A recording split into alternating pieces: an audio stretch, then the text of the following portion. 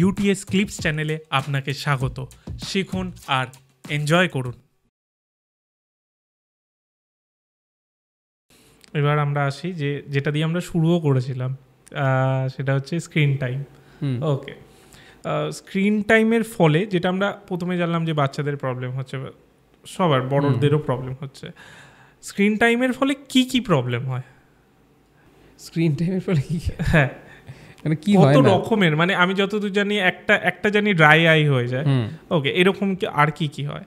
মানে স্ক্রিন টাইমের জন্য হচ্ছে প্রথম কথা, আমাদের normal blinking rate is close two 14 to 15 Times per minute. মানে মিনিটে আমরা 14 থেকে 15 বার চোখ পাতা ফেলি।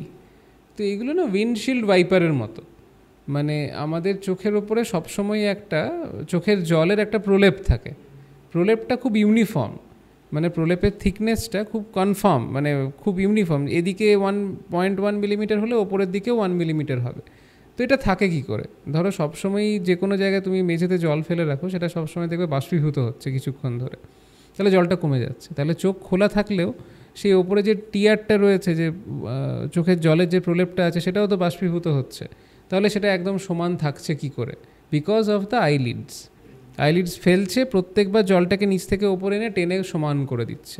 যতবার আমরা ব্লিঙ্ক করছি সেভাবে হচ্ছে। নর্মাল একটা টিয়ার প্রোডাকশন রেট আছে, ইভাপোরেশন রেট আছে, এবং আইলিড ইজ অপারেটিং পারফেক্টলি।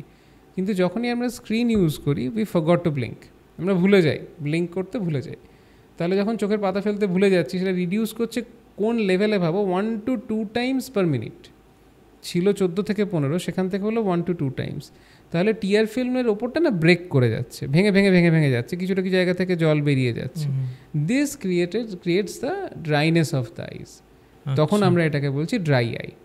এই জিনিসটাকে আমরা বলি ড্রাই আই। কেন হলো? তাহলে আমার ইনক্রিজ স্ক্রিন টাইমের জন্য। আমি স্ক্রিনে যখন সিনেমা দেখছি, আমি এত বেশি কনসেন্ট্রেট করছি, আমি ভুলে যাচ্ছি চোখের পাতাটা ফেলবো।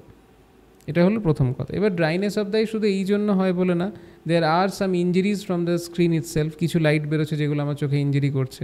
আমি কন্টিনিউয়াসলি স্ট্রেন করছি চোখটাকে দেখার জন্য, ওই সামনে স্ক্রিনটাকে দেখার জন্য। তখন সেটাকে অ্যাস্থেনোপিক সিমটমস বলে। মাথা ব্যথা করে, চোখ ভারী লাগে, কিছুক্ষণ পরে মানে অতক্ষণ ধরে দেখার পর মাথাটা মনে হচ্ছে যেন এখন চেয়ার ছেড়ে উঠলাম, মাথাটা ঘুরিয়ে গেল, ভাল লাগছে না। তো these are all because of the screen time.